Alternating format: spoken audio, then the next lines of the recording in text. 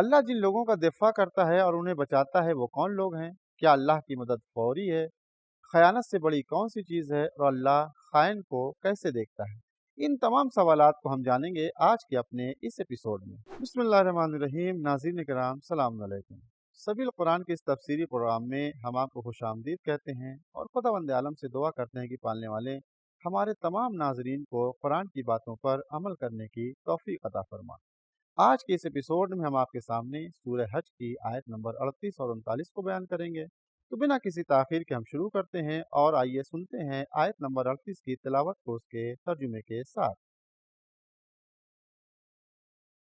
كتاب أنزلناه إليك مبارك ليدبروا آياته وليتذكر أولو الألباب بسم الله الرحمن الرحيم إن الله يدافع عن الذين آمنوا إن الله لا يحب كل خوان كفور۔ بے شک اللہ اہل ایمان کی طرف سے دفاع یعنی بچاؤ کرتا ہے۔ یقیناً اللہ کسی خیانت کار کفران نعمت کرنے والے کو دوست نہیں رکھتا۔ تلاوت اور ترجمے کو سننے کے بعد آئیے اب اس آیت کے نکات کو بھی جانتے ہیں۔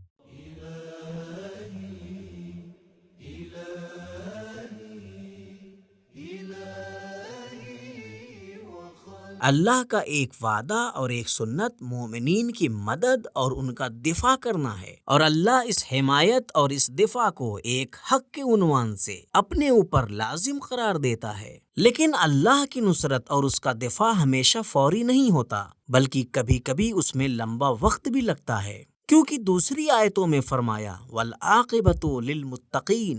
جی ہاں، ممکن ہے کہ ایک جنگ میں مومنین کو ظاہری ناکامی ملے، لیکن آخر میں ان کے مقصد اور ان کے نظریے ہی کامیاب ہوں، جیسا کہ ابن ملجم نے مولا علی علیہ السلام کو شہید کر دیا۔ لیکن کیا خدا نے ابن ملجم کی حمایت کی یا امام علیہ السلام کی حمایت کی؟ مولا علی علیہ السلام کا نام، ان کی اولاد، علی کی کتاب، ان کی مناجات، ان کی عزت، ان کے شیعہ اور ان کی آئیڈیالوجی ہی آخر کامیاب ہوئی۔ خوان اور کفور اس شخص کو کہتے ہیں کہ کفر اور خیانت اس کا کام اور اس کی عادت بن چکی ہو۔ نکات کو جان لینے کے بعد آئیے دیکھتے ہیں اس آیت کے پیغامات کیا ہیں۔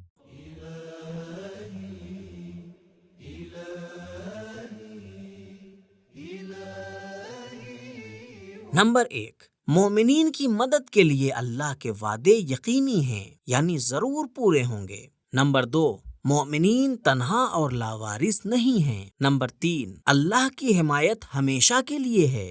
نمبر 4، خدا مومنین کی آبرو اور ان کی ناموس کا دفاع کرتا ہے، اور مومنین خدا کی ناموس اور حرمت کا دفاع کرتے ہیں، یدافعو نہ کہ یدفعو۔ نمبر 5، مومنین اللہ کے محبوب ہیں۔ نمبر 6، جو چیز انسان کو اللہ کی نصرت اور دفاع کا حقدار بناتی ہے وہ ایمان ہے۔ نمبر 7، اللہ کا قہر اور غضب معیار کی بنیاد پر ہے۔ یدافع عن الذین آمنوا لا يحب كل خوان۔ اللہ کا دین ہمارے پاس اس کی امانت ہے، اس میں خیانت نہیں کرنی چاہیے۔ نمبر 8، خدا کے نزدیک سارے انسان ایک جیسے ہیں، کل خوان، لیکن خیانت کسی کی بھی ہو معاف نہیں کی جائے گی۔ نمبر 9، خیانت کو پیشہ بنا لینا خیانت سے بھی بدتر ہے، کفر سے بدتر کفر کو پیشہ بنا لینا ہے۔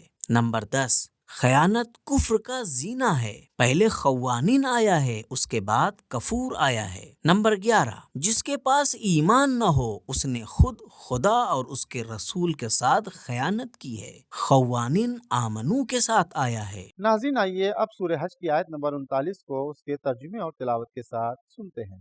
أذن للذين يقاتلون بأنهم ظلموا وإن الله على نصرهم لقدير۔ ان مظلوموں کو اپنے بچاؤ کے لیے جہاد کی اجازت دی جاتی ہے جن سے جنگ کی جا رہی ہے، اس بنا پر کہ ان پر ظلم کیا گیا ہے، اور بے شک اللہ ان کی مدد کرنے پر قادر ہے۔ تلاوت اور ترجمے کو سننے کے بعد اس آیت کے نقطے کو بھی جان لیتے ہیں۔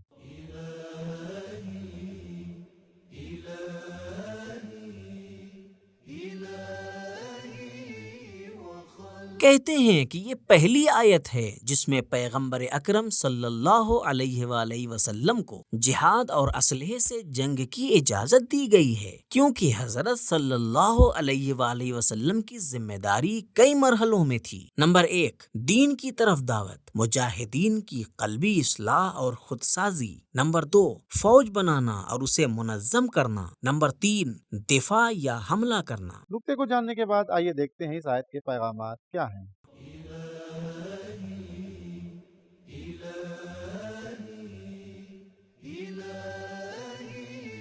نمبر 1، خدا اور اس کے رسول کی اجازت کے بغیر جہاد جائز نہیں ہے۔ نمبر 2، مظلوموں کو یہ حق حاصل ہے کہ وہ اپنے دشمنوں کے خلاف جہاد کریں۔ نمبر 3، اللہ کی مدد تبھی آتی ہے جب ہم اٹھ کھڑے ہوں اور آگے بڑھیں۔ نمبر 4، جہاد کرنے والوں کا حوصلہ بڑھانا چاہیے۔ نمبر 5، باطل پر ہمیشہ حق کی ہی جیت ہوتی ہے۔ نمبر 6، اللہ کی مدد صرف جنگ کے میدان سے مخصوص نہیں ہے بلکہ ہر طرح کی نصرت اور مدد کو شامل ہے۔ نصرہم مطلق آیا ہے۔ نمبر 7، اللہ کی مدد یقینی ہے۔ نمبر 8، مومنین کے لیے اللہ کی مدد بڑے پیمانے پر ہے۔ قدیر کہا ہے، قادر نہیں۔ تو ناظرین، آج کے اس ایپیسوڈ سے ہمیں پتہ چلا کہ اللہ اہل ایمان کا دفاع کرتا ہے، ان کی مدد کرتا ہے اور مومنین کی مدد کرتا ہے، بلکہ مومنین کی مدد کو اللہ نے اپنے اوپر واجب قرار دیا ہے۔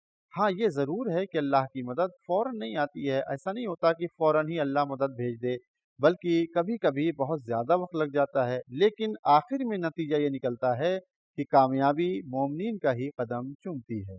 خیانت سے بدتر قیامت کو پیشہ بنا لینا ہے۔ خیانت کفر کا پیش خیمہ ہے۔ خیانت کوئی بھی کرے اللہ اسے معاف نہیں کرے گا، اور جو ایمان نہیں لاتے ہیں وہ اللہ، رسول اور خود اپنی ذات سے خیانت کرتے ہیں، اللہ ایسے لوگوں کو دوست نہیں رکھتا۔ یہ تھی آج کے ایپیسوڈ کی تفسیر۔ انشاءاللہ ہم پھر آپ سے ملیں گے۔ خدا حافظ، فی امان اللہ۔